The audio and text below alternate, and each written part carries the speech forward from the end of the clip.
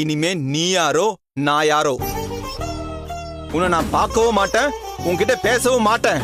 நீயும் அப்படியே இருந்துரு. இல்லையா எங்கேயாவது காணாம போயிடு. நீ என்னை விட்டு விலகி போனாதான் என்னால நிம்மதியா இருக்க முடியும்.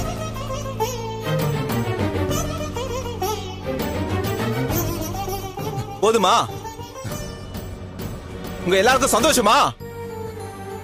இதுக்கு மேல இவ கிட்ட யாருமே சண்டை போடக்கூடாது. ரஞ்சிதா நல்லவ, ரொம்ப ரொம்ப நல்லவ. நீ நல்லா இருக்கணும் ரஞ்சிதா. போங்க எல்லாரும் போய் வேலையை பாருங்க.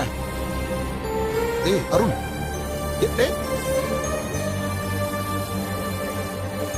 அவன் மறக்க மாட்டான்னு பெருசா பேசின.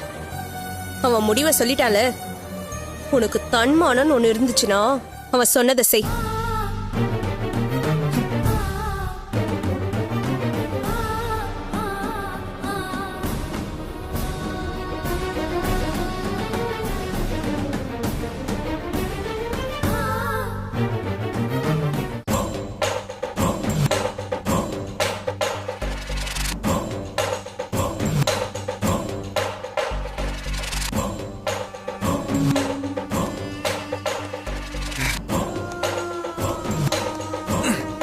உனக்கு என்ன?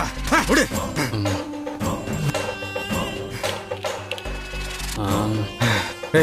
உனக்கு இன்னொன்று வேணுமா? வேணாம் மச்சான், டைம் ஆயிடுச்சு. நான் கிளம்புறேன், நீ வீட்டுக்கு போய் படு. டேய் அப்புறம் ஒரு விஷயம்டா, ஏற்கனவே நிறையா குடிச்சிருக்க. இங்கேருந்து போனோடனே திரும்ப ஆரம்பிச்சிடாத, பார்த்துக்க. இல்லடா, நான் இன்னும் குடிக்கணும். கல்பனா சொன்ன வார்த்தையை கேட்டதுக்கு அப்புறம் என்னால் தூங்கவே முடியாதுடா. ஏய், ரஞ்சிதா யாருடா? ஏய், அவ ஏன் ரஞ்சிதாடா? ஏன் ரஞ்சிதாடா? அவளை போய் அடிச்ச போல கொல்லணும்னு எவ்வளவு தைரியம் இருந்தா அந்த கல்பனை என்கிட்ட சொல்வா? எனக்கு வந்த கோவத்துக்கு அடியே கல்பனா அடி உன்ன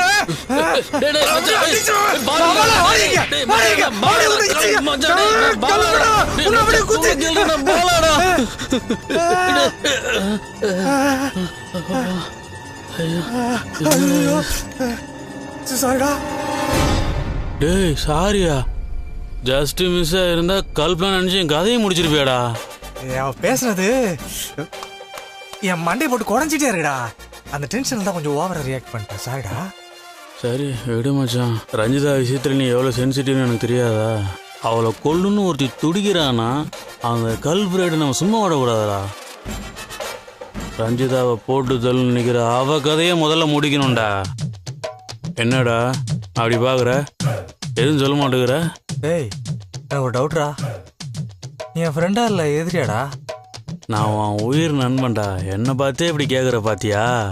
உன் ஐடியாவெல்லாம் பார்த்தா சத்தியமா எனக்கு அப்படி தெரியலடா. ஒட்டு மொத்தமா என் லைஃபை நாசம் பண்ணிட்டு நீ ஜாலியா இருக்கலான்றதுக்காகவே ரூம் போட்டு யோசிச்ச மாதிரி இருக்குது இந்த ஐடியா. டேய், ரெஸ்டாரண்ட்ல வச்சு நீ தானே கல்பனாவை கொல்லணும்னு சொன்ன? ஏய், நான் அதை ஒரு கோவத்துல சொன்னேன்டா. அதை அப்படியே எடுத்துட்டு வந்து நீ என்கிட்டயே சொல்லுவியாடா? சாரி மச்சான். நீ அவள் பேசுன நினச்சி டென்ஷனில் இருந்தியா? அவளை ஒழிச்சு கட்டிட்டா நீ நிம்மதியாக இருப்பேன்னு ஒரே காரணத்துக்காக தான் சொன்னேன். அவளை கொண்டு நான் பாட்டுக்கு ஜெயிலுக்கு போயிட்டா என்னால் அப்புறம் நிம்மதியாக இருக்க முடியும்?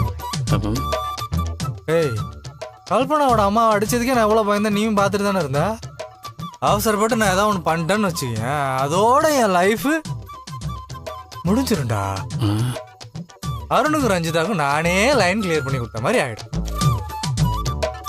ஏய், அவங்கள ஒன்று சேர விடாமல் பார்த்துக்கிறதே நானும் கல்பனாவும் தான்.